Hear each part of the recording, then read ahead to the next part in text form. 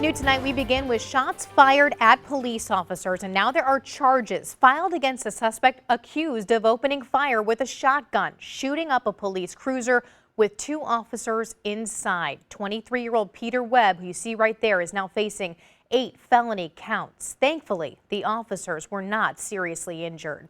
Thank you for joining us on News 4. I'm Lauren Traeger. This all happened at a convenience store at North 13th and Cass in St. Louis, and that is where News 4's Russell Kinsall is live for us tonight. Well, I can tell you right now, business is back to normal at this Crown Mart, but according to the police department, it was a real close call for 23-year-old and 24-year-old police officers who only, I'm told, have only been on the job for about a year. But according to Jeff Rorta, the business manager for the St. Louis Police Officers Association, one of those officers was hit with buckshot.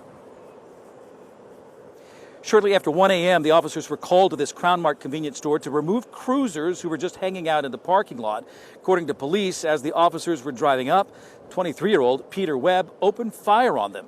Police released photos of the officer's vehicle that had a window blown out, and the photos show marks on the SUV from being hit by gunfire multiple times. Police also released a photo showing the shotgun found in the suspect's car after pursuit that ended at 14th and Choteau in South City, where the suspect was caught after police say he crashed and tried to run away. St. Louis Police Officers Association business manager Jeff Rorta spoke about the incident this afternoon. One of the original 2 officers who was fired upon had a fragment removed from his arm that was believed to be buckshot from a double-aught buck 12-gauge shotgun. They and the 2 sergeants acted heroically to end what could have been a very, very tragic situation. During his Zoom press conference, Rorta talked about the violent crime in the city, and he says the city's not being completely honest about the number of homicides they've had so far this year. He claims the number is at 160.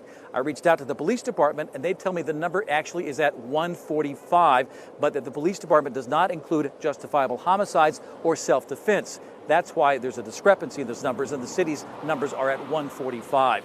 Now, tomorrow in Jefferson City, the Missouri legislature will begin a special session dealing specifically and only with how to reduce the violent crime in the state. News 4 will be there. I will be there to cover the opening, which is at noon in the Senate. Live in North St. Louis, Russell Kinsall, News 4.